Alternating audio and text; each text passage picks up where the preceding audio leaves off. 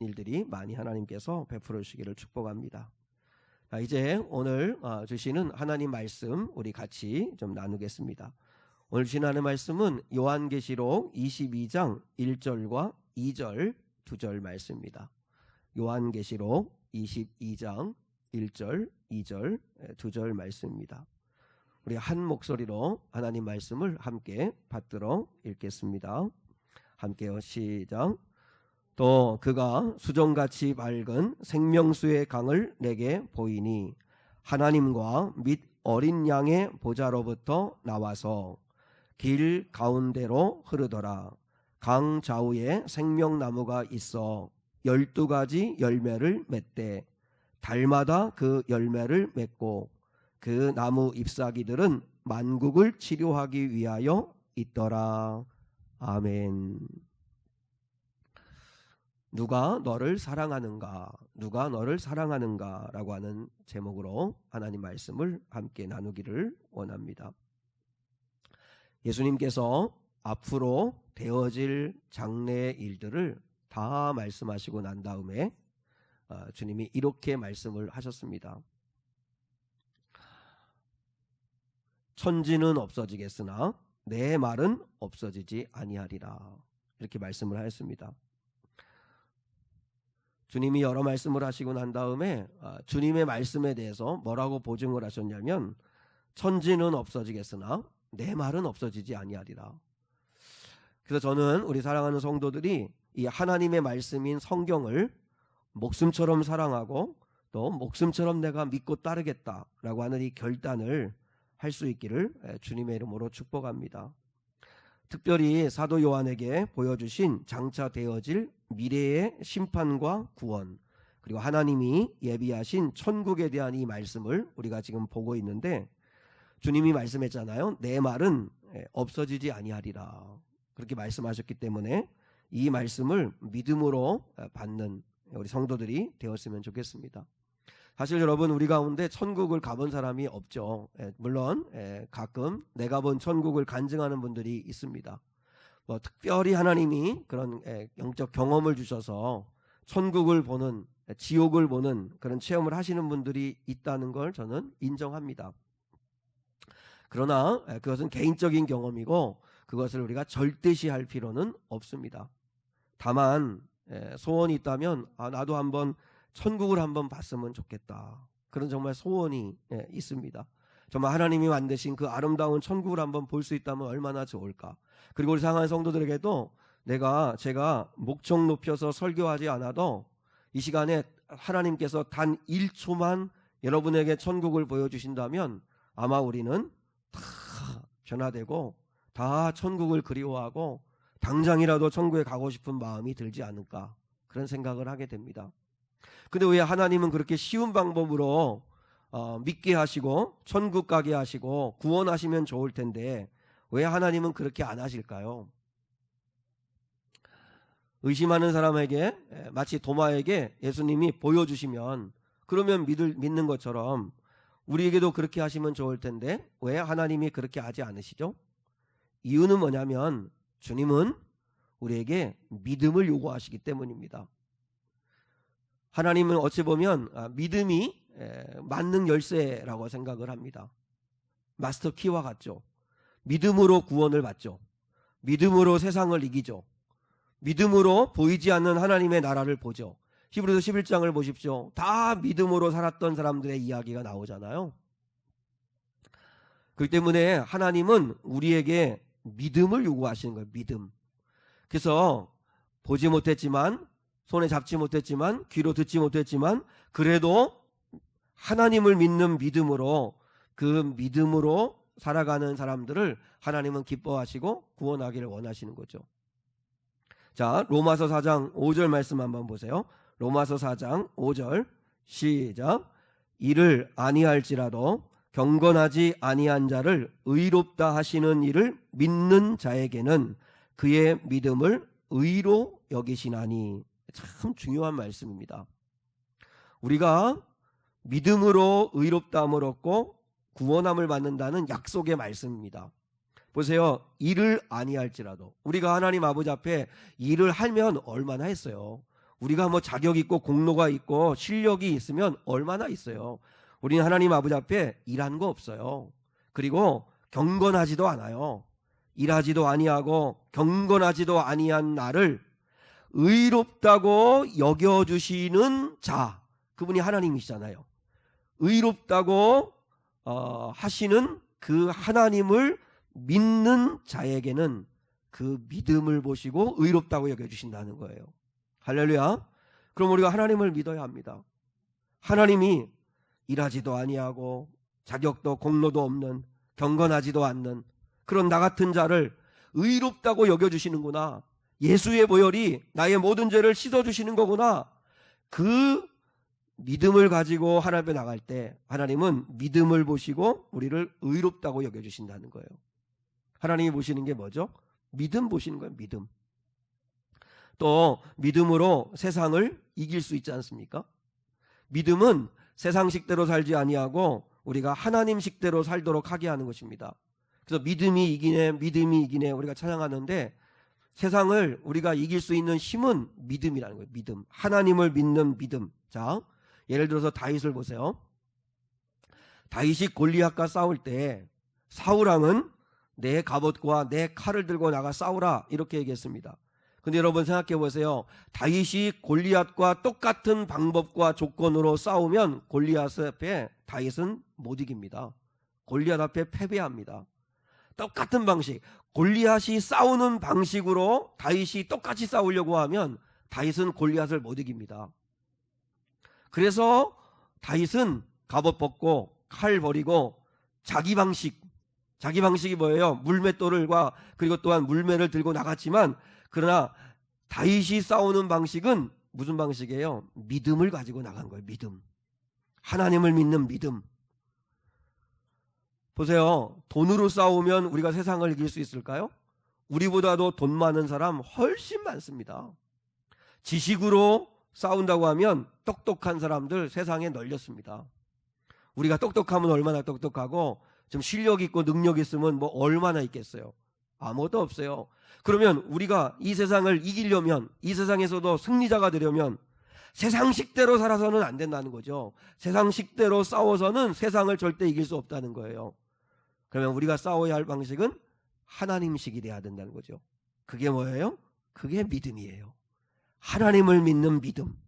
하나님을 믿는 믿음으로 싸우는 거예요. 하나님을 믿는 믿음으로 골리앗과 싸웠을 때 다윗이 승리한 줄 믿어요. 다윗의 인생 가운데 다윗은 정말 모든 걸 믿음으로 산 사람이라 볼 수 있어요.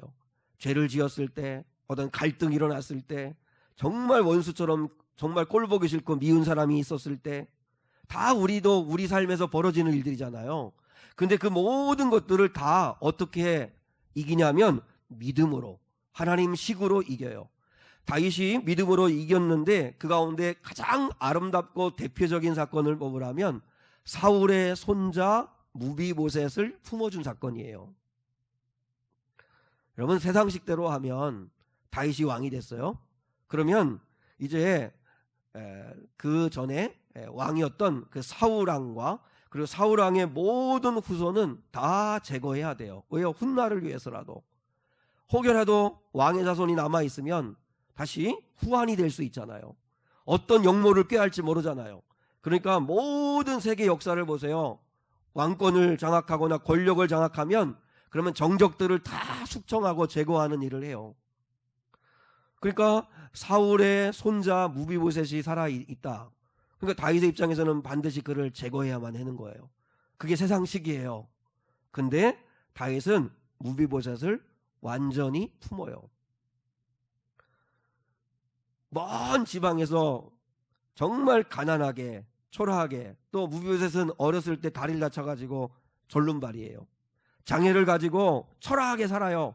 한때 왕의 손자로서 떵떵거리고 왕궁에서 살던 사람인데 이제 할아버지가 왕권을 잃어버리고 비참하게 죽고 다윗이 왕이 되었기 때문에 이제 다윗의 낯을 피해서 멀리 도망가서 그저 쥐죽은 듯이 살아요.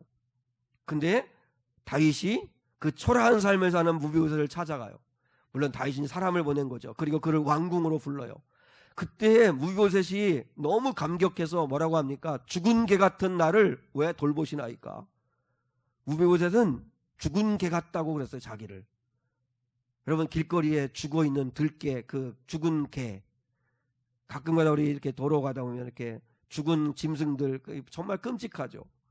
죽은 개 같은 나를 왜 돌아보시나이까? 근데 다윗은 할아버지 사울왕의 땅을 다 돌려줘요. 그리고 왕의 자손의 신분을 회복시켜 주세요. 그래서 다윗 왕과 함께 한 식탁에 둘러앉아서 밥을 먹도록 허락을 해요. 뭐예요? 신분을 회복해 준 거예요. 신분. 이거는 당시 상식으로는 상상할 수 없는 파격적인 일이에요. 세상은 절대 이렇게 안 해요.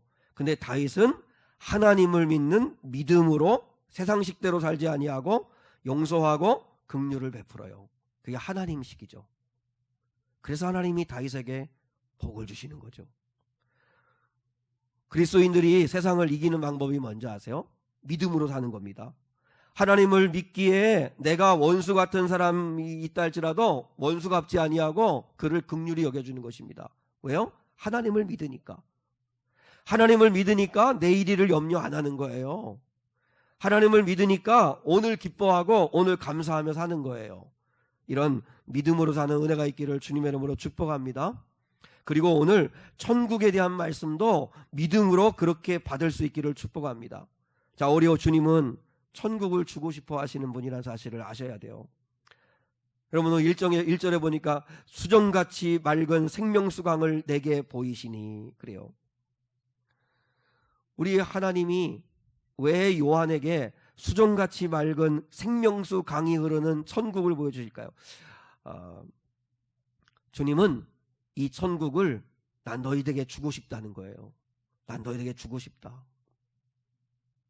난 너희들이 다 이 좋은 천국에 왔으면 좋겠다. 이게 주님의 마음이에요. 근데 우리는 정말 천국에 가고 싶어 하나? 어떠세요, 여러분? 정말 천국에 가고 싶어요? 천국 신앙을 가지고 살아야 되는데 이 천국 신앙에 대해서 잘못된 두 가지 태도가 있어요. 하나는 뭐냐면 이 세상이 너무 힘드니까 천국을 도피처로 생각하는 사람들이 있어요. 그것도 바람직하진 않아요. 그러니까 어떤 분들은 그래요. 내가 죽지 못해서 산다, 내가. 여러분, 자살하는 게 죄라는 거 아는 사람은 천국이 있다고 믿는 사람이에요. 왜냐하면 자살하면 내가 지옥 갈 수 있다고 생각하는 사람은 천국과 지옥을 믿는 사람이에요.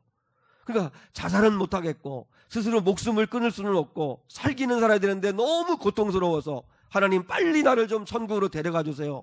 이런 신앙과는 천국 신앙이 아닙니다. 바른 천국 신앙 아닙니다. 주님은 이 땅에서도 비록 환경은 힘들고 어려움에도 불구하고 내가 하나님이 주실 약속을 바라보고 천국을 소망하면서 이 땅에서도 사랑하면서 사명 이루다가 주님 앞에 가야지 하면서 하루하루 힘있게 감사함으로 살아가는 자를 기뻐하시는 거지, 내가 죽지 못해서 삽니다. 하나님 빨리 나를 좀 천국으로 데려가 주세요.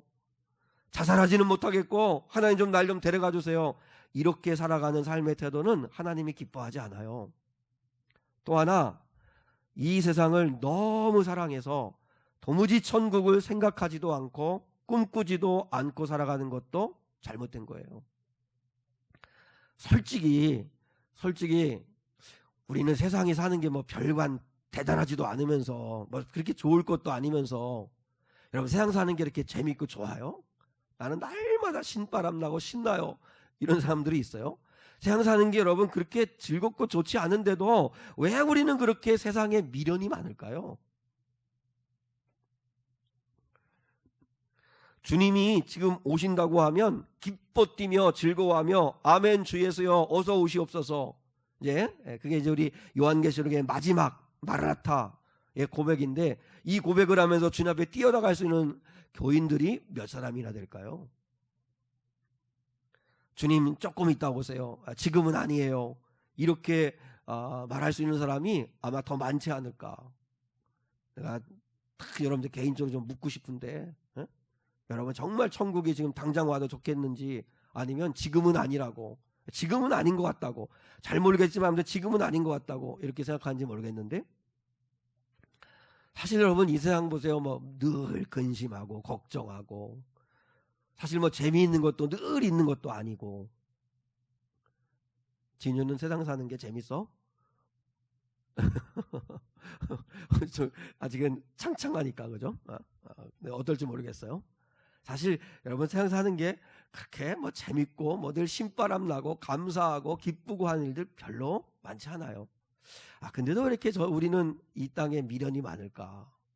그게 우리의 생각인데, 그러니까 이 땅을 열심히 최선을 다해 사는 건 좋은데 도무지 천국을 생각하지도 아니하고 주님 오실 날을 기대하지도 아니하고 살아가는 거, 그것도 바른 천국 신앙은 바른 천국 신앙이 아니라는 거죠. 여러분 오늘 요한에게 보여주신 천국의 모습을 한번 보십시다. 자, 1절입니다. 1절 시작. 또 그가 수정같이 맑은 생명수의 강을 내게 보이니 하나님과 및 어린 양의 보좌로부터 나와서, 자, 천국을 요한이 봤는데 그 천국의 모습 가운데 이제 21장에서는 보좌에 앉아 계시는 하나님의 모습을 보았는데, 그전에는, 근데 오늘 22장에서 천국을 구체적으로 설명하는데 수정같이, 크리스탈이죠, 크리스탈, 수정같이 맑은 생명수의 강물이 흐르더라. 생명수의 강물이 흐르는 곳, 그게 천국이다. 그렇게 이야기를 한다는 거죠. 그래서 여러분, 생명수의 강이 흘러가는 곳, 그래서 2절에 보니까 좌우로 그 강물이 흐르더라 그랬죠. 흐르더라. 중요한 건 뭐냐면, 여러분, 물은 없으면 사람이 살 수 없잖아요. 그러니까 물은 생명이잖아요. 근데 천국에서 흐르는 이 생명수는 영생의 물이죠. 영생수죠. 그래서 그 물을 먹는 자마다 영원히 살고, 그 물을 통하여 생명나무가 자라고, 생명나무에서 달마다 12가지의 열매가 맺어지고, 그런 모습들을 보게 되는데 그 모든 건 다 영생케 하는 물이죠. 그래서 요한이 봤어요. 생명수의 강이 흘러가는데 그 물은 영원한 생명의 물, 그 물이 흘러가더라는 거죠. 근데 그 물의 발원지가 어디예요? 발원지가 하나님과 및 어린 양의 보좌로부터 나와서, 그죠? 하나님과 어린 양의 보좌로부터 나온다, 이렇게 말씀하고 있잖아요. 그러니까 영원한 생명은 하나님과 어린 양의 보좌로부터만 나오는 것입니다. 우리가 어디에서 영생을 얻을 수 있습니까? 이 땅에는 없습니다. 하나님과 어린 양으로부터 영원한 생명이 오는 거고, 진정한 축복이 우리에게 오는 것입니다. 잊지 마십시오. 그러니까 여러분, 우리가 구할 대상은 하나님과 어린 양이세요. 그분으로부터 은혜를 구하고, 그분으로부터 영원한 생명을 구하고, 그분으로부터 능력을 구하셔야 돼요. 할렐루야. 여러분, 하나님께로부터 옵니다. 중국의 진시황은 불로장생, 불로불사, 늙지도 않고 죽지도 않고 장수하며 영원히 살기를 원해서 수천 명의 사람들을 보내어가지고 불로초를 구해오게 했습니다. 그리고 선포했습니다. 불로초를 구해오는 자들에게 중국의 이 땅의 절반을 내가 주겠다. 그렇게 이야기하며 영생불사를 꿈꿨습니다. 영원히 살고 싶고, 늙고 싶지 않고, 병들고 싶지 않고, 죽지 않는 그런 살고 싶은 마음. 아마 진시황이 이 복음을 알았더라면 얼마나 감격했을까요? 그죠? 그렇게 이 땅에서 불로초를 구했지만, 그러나 이 땅에는 영원히 살게 하는 불로초는 없습니다. 영원히 행복을 주는 불로초는 이 땅에 없는 거죠. 그건 하나님으로부터 오는 거예요. 하나님으로부터. 뽀빠 이상용이라는 분이 계시잖아요. 뽀빠 이상용 씨가 장수만생가 예전에 TV 프로에서 진행하던 중에 전남 곡성에서 사시는 107세 할아버지를 인터뷰하는 장면이 있었습니다. 할아버지 어떻게 이렇게 오래 사세요? 비결이 뭐예요? 이렇게 얘기했더니 그 할아버지는 참 유머가 있는 분이에요. 할아버지가 뭐야? 형님이라고 불러. 그러대요. 그래서 또 그러니까 이제 이상용 씨가 형님, 죄송합니다. 형님 오래 사는 비결이 뭐예요? 그랬더니 오래 사는 비결? 안 죽으니까 오래 살지. 안 죽으니까 오래 살지. 그러더래요. 참 맞는 말이에요. 그죠? 안 죽으니까 오래 사는 거죠. 이상용 씨가 웃으면서 또 질문을 했대요. 형님, 그러면 그동안 살다가 미운 사람도 많았을 텐데 그때 스트레스도 없이 어떻게 그런 걸 다 참고 그렇게 사셨어요? 이렇게 물었대요. 미운 사람도 많고 꼴보기 싫은 사람 많고 스트레스 많이 받았을 텐데 그걸 다 이기고 어떻게 이렇게 건강하게 사셨어요? 그랬더니 아이 나도 미운 사람들이 많았지. 하지만 그냥 내버려뒀어. 그랬더니 지들이 알아가지고 80, 90대 가지고 다 죽던데 뭘. 미운 사람이 있어도 그냥 즐겁게 살면 돼. 내가 오래 살면 돼. 절대로 화내지 말고 그래도 화가 날 때는 그냥 웃어버려. 이런 진짜 할아버지가 유머가 있고 그죠? 철학이 있어요. 여러분 살다 보면 우리도 눈에 가시 같은 원수 같은 꼴보기 싫은 이런 사람도 있을 수 있어요. 그 사람들 이기는 방법이 뭐예요? 행복하게 더 오래 사시면 돼요. 그죠? 더 행복하게 오래 사시면 돼요. 근데 그게 내 마음대로 안 되잖아요. 근데 그렇게 생각해 보니까 예수 믿는 사람들이 세상을 이기는 사람들이더라고요. 그렇지 않아요? 우리는 천국에서 행복하게 하나님과 영원히 살 영생을 가진 자잖아요. 그러니까 끝까지 살아있는 자가 이기는 거예요. 지들이 알아서 80, 90대니까 다 죽는 거니까 원수 갚으려고 내가 굳이 스트레스 받고 애쓰고 뭐 복수하려고 하고 할 것 없이 내가 건강하게 행복하게 오래 살면 이기는 건데, 근데 그리스도인은 진짜 이기는 자예요. 왜냐하면 예수를 믿음으로 죄를 사함받고 그 다음에 천국에서 영원히 살 수 있는 행복과 은혜를 누리는 약속받은 자잖아요. 믿습니까? 근데 기분 나쁜 경우가 하나 있어요. 너 죽고 나서 보자. 원수 같은 사람 있잖아요. 그죠? 너 죽고 나서 보자. 내가 천국에서 보자. 그때 나는 천국에 있고 너는 지옥에 있고, 마치 거지 나사로가 아브라함 품에 안겨 있는 것처럼 그때 가면 네가 알게 될 거다. 네가 지금은 잘 사는 것 같고 큰 소리 치는 것 같지만 죽고 나서 보자. 내가 천국에 너는 지옥에 있게 될 거다. 이렇게 원수를 갚으려고 한 거예요. 이 땅에는 원수 갚을 힘이 없으니까 그런데 죽고 나서 보자. 나는 믿음이 있으니까 영원히 살 거고 너는 지옥에 갈 거니까 그때 가면 그게 벌써 내가 복수하는 거다. 이렇게 생각을 했는데 알고 봤더니 원수 같은 놈이 나중에 예수 믿고 구원받는 거예요. 그럼 진짜 환장하는 거죠. 그죠? 왜냐하면 내가 천국 가는 것으로 원수 갚으려고 했는데 그 원수 같은 자도 회개해가지고 하나님 나라 온다면 참 곤란하겠다. 그냥 상상해 본 거예요. 그렇다고 해도 그 사람들도 원수 같은 사람들도 예수 믿지 못하게 할 수는 없고, 여러분 진짜 이기는 건 우리가 영원한 생명을 갖는 거예요. 하나님과 이 땅에 사는 동안 또 행복하게 사는 거예요. 주님을 믿음으로 감사함으로 사는 거예요. 오늘 이 사도 요한이 22장에서 보았던 이 환상을 에스겔도 에스겔 47장에서 똑같이 봅니다. 에스겔 47장에 나오는 이 내용이 거의 똑같습니다. 그러니까 이게 하나님이 말씀이 천국이라는 게 실제하는 거예요. 정말 에스겔하고 요한하고는 시대가 다른 사람이고 만난 적도 없는데 그들이 본 환상이 똑같아요. 자, 하나님이 에스겔을 이끌고 환상을 보여주시는데 성전을 보게 돼요. 예루살렘의 성전을 보게 되는데 예루살렘 동쪽으로 난 문지방 그 밑에서 물이 흘러나오기를 시작해요. 부실공사는 아니에요. 근데 이 물이 흘러나오는데 에스겔에게 하나님이 이렇게 말씀하세요. 네가 저 물을 한번 재어봐라. 물의 깊이를 한번 재어봐라. 그래서 물의 깊이를 재어봤더니 발목 높이까지 와요. 좀 더 깊이 들어가라. 좀 더 깊이 들어가서 물을 재어봐라 했더니 이번에는 무릎까지 와요. 좀 더 들어가라. 허리까지 와요. 그리고 좀 더 들어갔더니 이제는 헤엄쳐야만 건널 수 있는 그런 물로 강물이 되었더라는 거예요. 그런 환상을 보는 거예요. 성전 문지방에서부터 흘러나오는 물이 차고 넘쳐서 이제는 그냥은 걸어서 건널 수 없는, 헤엄쳐야만 건널 수 있는 그런 강물이 되더라 한 환상을 봐요. 그리고 그 강물이 흘러가는데 가는 데마다 살리는 일들이 벌어지게 된다 하는 이야기인데 그게 오늘 요한이 본 거하고 똑같은 내용이에요. 이 환상을 통해서 하나님이 에스겔에게 오늘 우리에게 주시려고 하는 게 뭐죠? 그 성전 문지방으로부터 흘러나오는 건 은혜의 강물입니다. 은혜. 자, 성전 문지방에서 흘러나오는 건 하나님이 주시는 은혜입니다.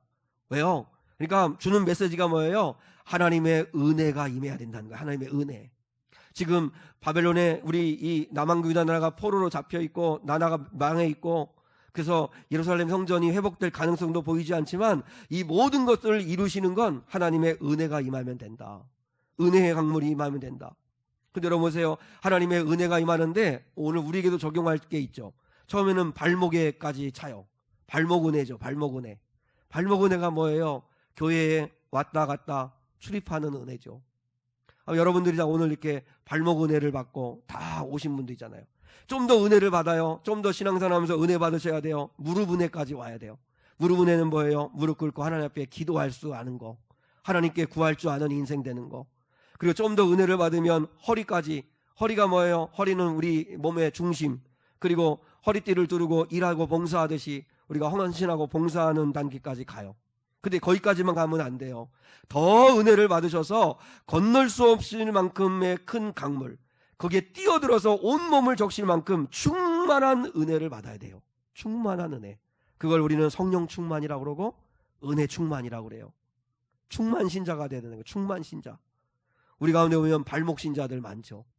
그저 교회만 왔다가 가고 기도할 줄도 모르고 봉사할 줄도 모르고 헌신할 줄도 모르고, 좀 더 은혜 받으면 급하고 할 때 기도해요. 좀 어려울 때 기도해요. 근데 도무지 봉사하거나 헌신하거나 희생하려고 하지는 않아요. 근데 좀 더 은혜 받으면 희생하고 봉사하고 헌신해요. 근데 거기서 머무르면 안 돼요. 오히려 성령으로 충만해져야 돼요. 성령으로 충만해지셔가지고 그래서 늘 주님과 함께 동행하는 삶을 사셔야 한다는 거죠. 여러분은 어때요? 여러분은 발목 신자예요? 아니면 무릎 신자예요? 아니면 충만 신자예요? 우리 사랑하는 모든 성도들이 다 충만할 수 있기를 축복합니다. 그리고 동일한 말씀을 요한복음 7장 37절로 39절에서 예수님도 말씀하셨어요. 예수님도. 자, 주보에 있습니다. 같이 한번 보겠습니다. 요한복음 7장 37절로 39절 시작. 명절 끝날 곧 큰 날에 예수께서 서서 외쳐 이르시되 누구든지 목마르거든 내게로 와서 마시라. 나를 믿는 자는 성경의 이름과 같이 그 배에서 생수의 강이 흘러 나오리라 하시니 이는 그를 믿는 자들이 받을 성령을 가르쳐 말씀하신 것이라. 자, 누구든지 목마르거든 내게로 와서 마시라. 나를 믿는 자는 성경에 어떻게 약속하셨다고요? 그 속에서부터, 여러분 심령 깊은 곳에서부터 생수의 강물이 터져 나오리라. 이 생수의 강물이 터져 나오는데 이게 뭐예요? 여러분들이 앞으로 받을, 믿을 자들이 받을 성령을 가르쳐 말씀하신 것이라. 왜 우리가 성령 충만해져야 돼요? 성령이 임하시면 교회도 가고 출입하고 은혜도 받고 헌신하지만, 그러나 우리는 어디까지 가야 돼요? 성령 충만한 데까지 가야 되죠. 아세요? 하나님이 우리에게 주신 축복이 성령이라는 사실을 아십니까? 왜 하나님께서 예수 믿는 자들에게 돈 주시고 그다음에 IQ 주시고 그리고 재물 주시고 뭐 권력 주시고 힘 주시고 세상 것 주시면 좋을 텐데 그렇게 하지 않으셨어요. 하나님은 우리에게 성령을 주셨어요. 예수님이 두고 가는 제 아들에게 뭐라 말씀하세요? 신무기 주고 가나요? 그렇지 않아요. 너희는 예루살렘 떠나지 말고 위로부터 능력이 임할 때까지 기다려라. 위로부터 능력이 임할 때까지 기다려라. 성령의 능력을 약속하였어요. 여러분, 하나님을 우리가 아버지라고 부르잖아요. 그런 것처럼 성령은 우리에게 어머니 같은 존재예요. 여러분이 성령님을 이해하시려면 어머니를 이해하시면 돼요. 어머니는 보혜사시잖아요. 보호해주시고 공급해주고 사랑해주고 채워주고 이해해주고 품어주고 하는, 하나님이 마치 하나님이 아버지 같은 성품을 가지고 계시다면 우리 성령 하나님은 어머니 같은 역할을 하신다. 그렇게 생각하시면 조금 이해가 될 수 있다고 생각해요. 그러면 그 성령의 능력을 어떻게 받죠? 여러분, 예수님을 사랑하는 사람이 성령의 능력을 받습니다. 예수님을 사랑하는 사람이 주일날 교회 와서 예배드립니다. 예수님을 사랑하는 사람이 기도합니다. 예수님을 사랑하는 사람이 하나님 앞에 회개합니다.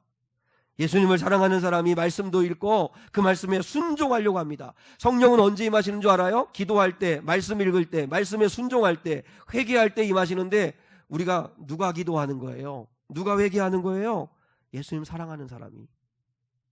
그러니까 결국은 예수님을 사랑하는 사람이 성령의 능력을 받아요. 주님이 약속했어요. 성령의 능력을 받아라. 너희 배에서부터 터져나오는 성령으로 충만해져야 된다. 그러면 이 생명수가 흘러가는 곳마다 어떤 일이 벌어질까요? 자, 2절. 오늘 본문 2절입니다. 본문 2절 같이요. 시작. 길 가운데로 흐르더라. 강 좌우에 생명나무가 있어 12가지 열매를 맺되 달마다 열매를 맺고 그 나무 잎사귀들은 만국을 치료하기 위하여 있더라. 자, 생명수가 흐르는 곳에 무슨 나무가 자라요? 네? 안 보셨어요? 자, 생명수 강물이 길 가운데로 흘러요. 그러면 그런데 생명수 강 좌우에 무슨 나무가 자라요? 생명나무가 자라요. 자, 생명나무가 있는데 그 생명나무에 12가지 열매를 달마다 그 열매를 맺는다. 달마다 12가지 열매를 맺어요. 달마다 12가지 열매를 맺고 그 생명나무의 잎사귀는 만국을 치료하는 능력이 있더라. 여러분, 우리가 천국에서도 생명나무의 과일을 먹는 거죠. 그런데 보세요. 생명수, 성령님이라고 했죠. 은혜라고 했죠. 그리고 영원한 생명수가 영생을 주시는 하나님의 은혜라고 했는데, 그러면 그 영생을 가지고 생명을 가진 자가 흘러가는 곳마다 생명나무가 자라서 열매를 맺어요. 그럼 우리에게 주어진 삶이 뭐예요? 우리 그리스도인에게 주어진 삶의 사명도 열매 맺는 삶이라는 거죠. 열매 맺는 삶. 이스라엘 백성들에게 3대 나무가 있습니다. 가장 소중한 나무, 무화과나무, 감람나무, 포도나무. 그래서 성경에서 가장 많은 비유로 나오는 게 이 세 가지 나무잖아요. 이 세 가지 나무는 다 과실수예요. 포도나무, 무슨 제목으로 쓰려고 포도나무 키우는 게 아니잖아요. 그 다음에 감람나무, 그 다음에 무화과나무, 제목값이 아니에요. 이것들은 다 하나같이 열매가 목적이에요. 열매. 그러면 하나님이 우리 사랑하는 성도들을 한 그루의 무화과나무로, 한 그루의 포도나무로, 한 그루의 감람나무로 이 땅에 여러분을 심어놓은 하나님의 목적이 뭐예요? 여러분을 이 땅에 살라고 이 땅에 심어놓은 목적은 열매 맺으라고, 생명을 가진 자로서 열매 맺으라고. 여러분, 우리는 꽃을 피워서 내 꽃의 화려함을 자랑하는 자가 아닙니다. 물론 하나님께서 꽃을 피우시게 하는 은혜가 여러분에게 임할 수 있기를 축복합니다. 근데 꽃은 과정이지 그게 목적은 아닙니다. 그러니까 포도나무, 감람나무, 그 다음에 이 무화과나무, 하나님이 이 땅에 우리를 한 그루의 과일나무로 이 땅에 심어놓은 하나님의 간절한 바람은 여러분이 꽃을 피우고 지자랑하고 자기들 드높이고 그렇게 살기를 바라시는 게 아니라 열매 맺기를 바라시고, 열매 맺기를. 그러면 우리 그리스도인들이 맺어야 할 열매가 뭔지 알아요? 열매는 남을 유익하게 하는 거잖아요.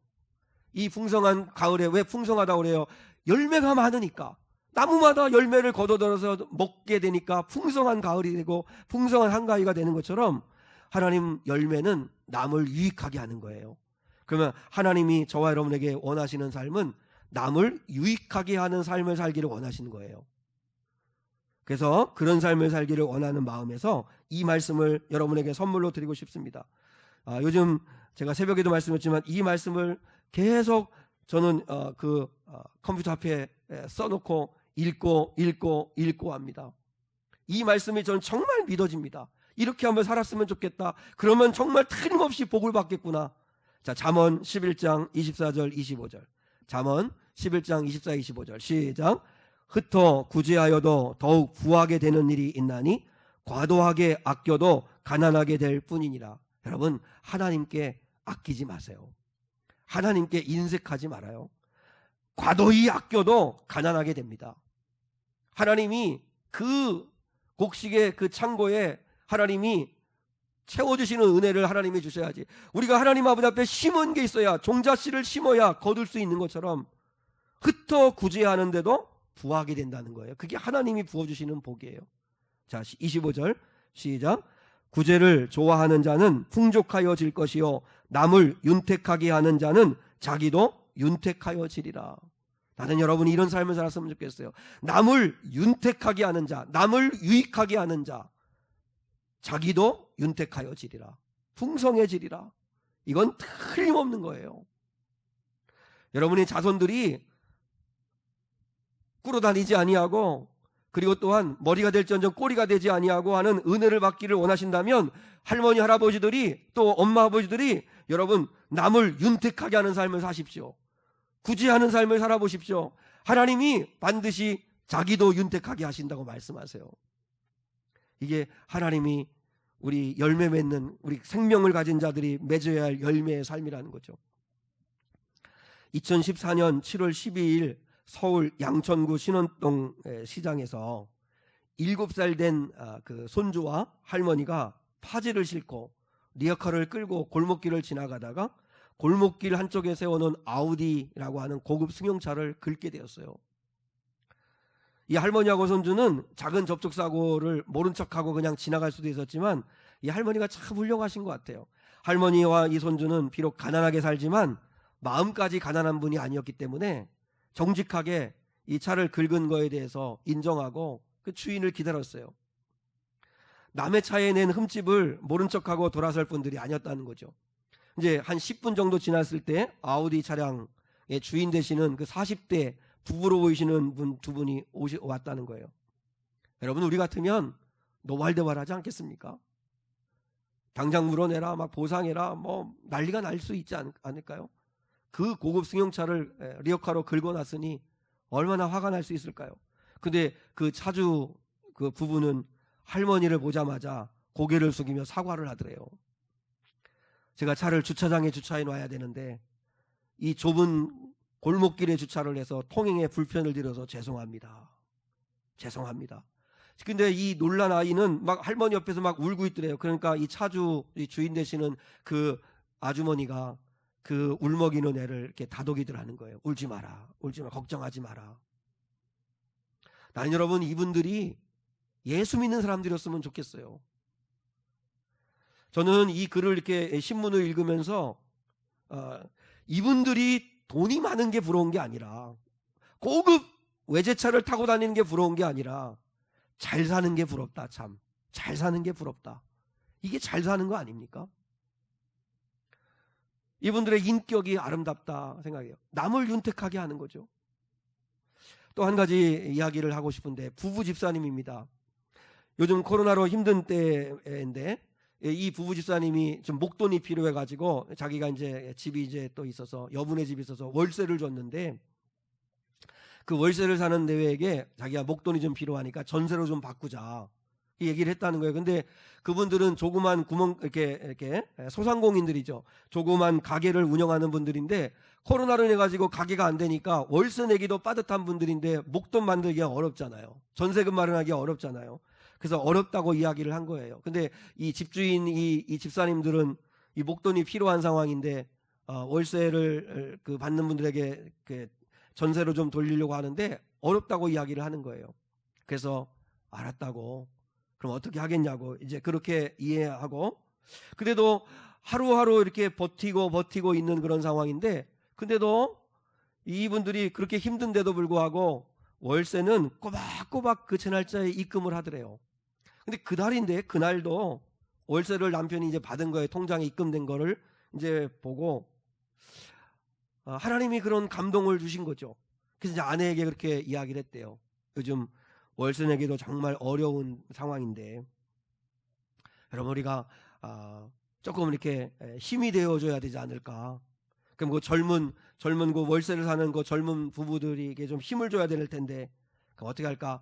다음 달 월세를 받지 않을까? 아니면 이달 받은 월세를 돌려주는 게 좋을까? 하고 아내하고 상의를 했다는 거예요. 당장 급한 그들에게는 우리가 조금 아껴 쓰더라도 받은 월세를 돌려주는 게 더 힘이 나겠다. 다음 달 내지 말라고 하는 것보다. 그래서 그 월세를 다시 입금을 해줬다는 거예요. 그러면서 카톡에 문자를 남겨서 얼마나 힘드시냐고 이번 달 받은 월세를 돌려드린다고 얼마 큰 도움은 안 되겠지만 힘을 내시라고 그러면서 이 집사님 그 부부들이 전도하고 싶은 마음에서 이렇게 마지막 글을 마무리했답니다. 저희가 이렇게 하는 이유는 저희가 믿는 하나님이 이런 마음을 주셨기 때문입니다. 라고 글을 올렸다는 거예요. 아름다운 전도죠. 여러분 아름다운 전도죠. 주님이 그런 마음을 주셔서 그렇게 하는 거라고. 그러니까 간접적이지만 아름다운 전도를 하지 않습니까? 물론 여러분 다 똑같이 그렇게 하라는 이야기는 아닙니다. 우리는 근데 형편대로지만 어떤 사람도 줄 것이 없을 만큼 가난한 사람은 없습니다. 말 한마디라도, 기도 한마디라도, 사랑이라도 얼마든지 줄 게 있는데, 여러분 오늘 하나님 말씀하십니다. 생명을 가진 너희는 열매 맺는 삶이 네 인생의 목적이 되면 좋겠다. 5,000명분을 깔고 앉아가지고 혼자 먹는 사람이 아니라 5,000명을 먹이는 인생. 그러니까 하나님 아버지 앞에 우리 인생의 목적을 남을 유익하게 하는 삶을 사는 게 여러분의 삶의 목적이 되었으면 좋겠습니다. 그게 생명수가 흘러가는 곳마다 일어나는 일들입니다. 생명의 열매들이 맺잖아요. 달마다 12가지 열매를 맺어요. 한 여러분, 왜 우리가 그렇게 해야 되죠? 왜 우리가 남을 유익하게 하는 삶을 살아야 되죠? 왜냐하면 우리도 그리스도로부터 그런 놀라운 사랑을 받았기 때문입니다. 오늘 설교의 말씀을 만프레트 지발트라고 하는 분의 누가 너를 사랑하는가 라고 하는 짧은 글을 인용하는 것으로 오늘 설교를 마치려고 합니다. 사실 이 설교, 이 글의 제목을 설교 제목으로 그대로 가져왔습니다. 누가 너를 사랑하는가. 자, 우리 한번 주부에 있으니까 같이 한번 읽겠습니다. 너의 능력이 사라진 후에 누가 너를 사랑하는가. 네가 일할 힘이 없어졌을 때도 너를 사랑하는 이가 있는가. 네가 꽂아놓은 보릿자루처럼 가만히 있어도 내가 있다는 것만으로 기뻐하는 이가 있는가. 내가 가진 지식과 능력과 소유를 먼저 묻지 않는 자가 누구인가. 내 지식과 논리에 박수를 보내지 마. 그러나 누가 너를 사랑하는가. 너의 멋진 모습 뒤에 감추인 면을 보면서도 그것까지도 사랑하는 그런 사람이 너는 있는가. 그렇다면 기뻐하게. 나도 함께 기뻐하겠네. 그리고 그런 사람을 주신 하나님께 감사하게. 그에게서 하나님의 모습을 볼 수 있으니. 하나님은 네가 바닥에 있는 바로 그 순간 하나님의 사랑을 맛보여 주신다네. 하나님은 이미 오래전에 너를 가슴에 품으셨네. 네가 그를 전혀 알지 못했던 그때 그의 아들이 내 죄를 다 걸머지고 그 죄 때문에 죽지 않으셨던가. 그가 너를 사랑하지 않는가. 자, 여러분, 주님은 우리를 사랑하신다는 거죠. 그렇게 사랑하니까 그렇게 좋은 천국을 주고 싶으신 거죠. 우리는 힘들다, 불행하다고 할지 모르지만 여러분을 사랑하는 사람들이 있습니다. 그것으로 하나님께 감사하십시오. 그리고 무엇보다도 아무런 조건도 없이 나를 이해하고 사랑해 주시는 주님이 계시다는 사실을 여러분이 믿고 나는 행복한 사람이고 감사한 사람이구나, 그렇게 여길 수 있기를 원합니다. 주님이 여러분을 너무 사랑하셔서 이렇게 생명수가 흘러넘치는 이 아름다운 천국으로 여러분을 초청하고 그리고 거기에서 영원히 살기를 하나님이 원하신다는 거죠. 사랑하는 사람에게 가장 좋은 거 주고 싶어 하시듯이 우리 주님은 우리를 그렇게 사랑하신다는 거죠. 그리고 여러분, 조금이나마 주님의 사랑을 느끼셨다면 이 명절에 또 이 한 주를 살아가는 이 삶 가운데 누군가에게 조건 없이 사랑하는 그런 한 주간이 될 수 있기를 주님의 이름으로 축복합니다. 292장 주 없이 살 수 없네 죄인의 구주여. 우리 이 찬양 하나님 앞에 올려드리겠습니다. 주 없이 살 수 없네 죄인의 구주여. 1절, 3절, 4절 드리겠습니다. 주 없이 살 수 없네 죄인의 구주여. 그 귀한 보배 피로 날 구속하소서. 구주의 사랑으로 흘리신 보혈이 내 소망 나의 위로 내 영광 됩니다. 주 없이 살 수 없네 내 주는 아신다. 내 영의 깊은 간구 마음의 소원을 주밖에 나의 마음 네 알아주리요. 내 마음 위로하사 평온케 하시네. 주 없이 살 수 없네. 세월이 흐르고 이 깊은 고독 속에 내 생명 끝나도 사나우 풍랑일 때 날 지켜주시니 내 곁에 계신 주님 늘 힘이 됩니다.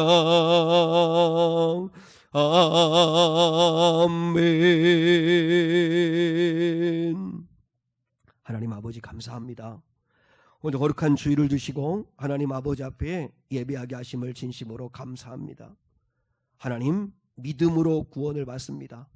하나님을 믿는 믿음으로 우리는 세상을 이기기 원합니다. 하나님은 믿음으로 천국에 오기를 원하십니다.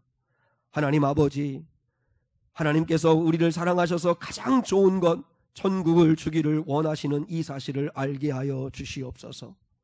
아버지 하나님께서 무엇보다도 천국은 생명수강이 흘러넘치는 것, 하나님의 은혜가 흘러오고 성령의 능력이 흘러오고 영원한 생명이 우리에게 흘러들어옴으로 인하여 우리가 영원히 살게 되어지는 하나님의 자녀가 되었다면 우리도 가는 곳마다 천국의 생명나무가 흘러가는 곳, 생명수가 흘러가는 곳마다 생명나무가 맺히고 생명나무에서 달마다 12가지 열매가 맺혀지는 것처럼 우리의 삶에도 풍성히 열매 맺게 하시고 남을 유익하게 하는 아름다운 삶을 사는 거룩한 자들이 되기를 소망합니다.